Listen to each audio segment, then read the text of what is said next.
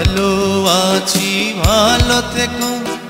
বাংলাদেশের চলচ্চিত্র ইতিহাসে এমন কিছু নাম আছে যেগুলো সময়ের সীমানা পেরিয়ে আজও মানুষের হৃদয়ে অনুরণন তোলে। সালমান শাহ সেই নামগুলোর শীর্ষে। মাত্র 4 বছরের ক্যারিয়ারে তিনি হয়ে উঠেছিলেন এক অনন্য নায়ক, যিনি বদলে দিয়েছিলেন বাংলা সিনেমার ধারা, দর্শকের রুচি, এমনকি নায়কের সংজ্ঞাও। কিন্তু তার আকস্মিক মৃত্যু যেন এক অমীমাংসিত রহস্য, যা আজও পুরো জাতিকে নাড়া দেয়। মৃত্যুর প্রায় 3 দশক পরও এই রহস্যের জট খোলেনি, বরং সময়ের সঙ্গে সঙ্গে তা আরও জটিল হয়ে উঠেছে। 1996 সালের 6 সেপ্টেম্বর সকালবেলা ঢাকার ইস্কাটন প্লাজার একটি ফ্ল্যাটে তার নিথর দেহ পাওয়া যায়। মাত্র 25 বছর বয়সে জীবন ও ক্যারিয়ারের শীর্ষ মুহূর্তে এমন মৃত্যু কেউই সহজে মেনে নিতে পারেনি। প্রথমে ঘটনাটি আত্মহত্যা হিসেবে নথিভুক্ত হয়। পুলিশের প্রাথমিক তদন্ত, ময়নাতদন্ত রিপোর্ট সবই ইঙ্গিত দেয় আত্মহত্যার দিকে। কিন্তু দর্শক, ভক্ত, এমনকি তার পরিবারও শুরু থেকেই এই ব্যাখ্যা মানতে অস্বীকৃতি জানায়। তাদের বিশ্বাস সালমান শাহ আত্মহত্যা করেননি, তাকে হত্যা করা হয়েছে।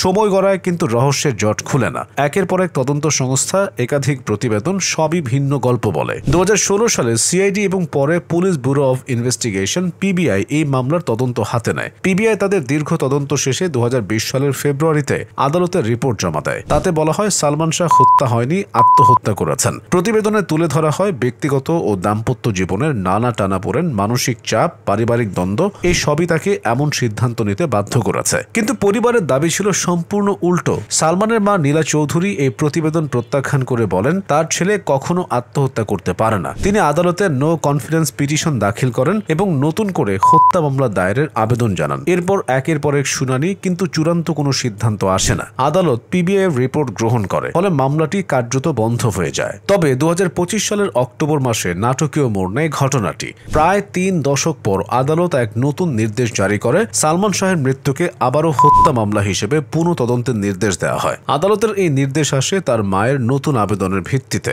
এতে বলা হয় আগের তদন্তে গুরুত্বপূর্ণ অনেক তথ্য উপেক্ষা করা হয়েছে। ফলে রমনা মডেল থানাকে নতুন করে হত্যার মামলা রেকর্ড করতে বলা হয় এবং তদন্তের দায়িত্ব সেই থানার উপর বর্তায়। এই নতুন নির্দেশে মামলায় 11 জনকে অভিযুক্ত করা হয়েছে। তাদের মধ্যে আছেন সালমান শাহের স্ত্রী সামিরা হক, তার শ্বশুর শাশুড়ি এবং আরো কয়েকজন ঘনিষ্ঠ ব্যক্তি। পরিবারের পক্ষ দাবি করছে সালমান শাহের মৃত্যুর পেছনে একটি সুপরিকল্পিত ষড়যন্ত্র ছিল। তারা বলছেন সালমানের জনপ্রিয়তা, পারিবারিক টানাপোড়েন এবং কিছু ব্যক্তিগত শত্রুতা মিলেই ঘটিয়েছে এই মর্মান্তিক পরিণতি। অন্যদিকে অভিযুক্তদের পক্ষ থেকে সব অভিযোগ অস্বীকার করা হয়েছে। তাদের বক্তব্য সালমান মানসিকভাবে অস্থির ছিলেন এবং তার জীবনের নানা চাপই তাকে এমন সিদ্ধান্ত নিতে বাধ্য করে। পুলিশ ও আদালতের আগের রিপোর্টও তাদের বক্তব্যের পক্ষে সাক্ষ্য দেয়। কিন্তু ভক্তদের কাছে এই ব্যাখ্যা আজও অগ্রহণযোগ্য। তাদের মনে প্রশ্ন, একজন সফল, সুস্থ, উদ্যমী তরুণ কেন নিজে থেকেই জীবন শেষ করতে যাবেন, যখন তার ক্যারিয়ার তখনই শিখরে পৌঁছেছে? বর্তমানে মামলাটি নতুনভাবে তদন্তের পর্যায়ে রয়েছে। রমনা থানার পুলিশ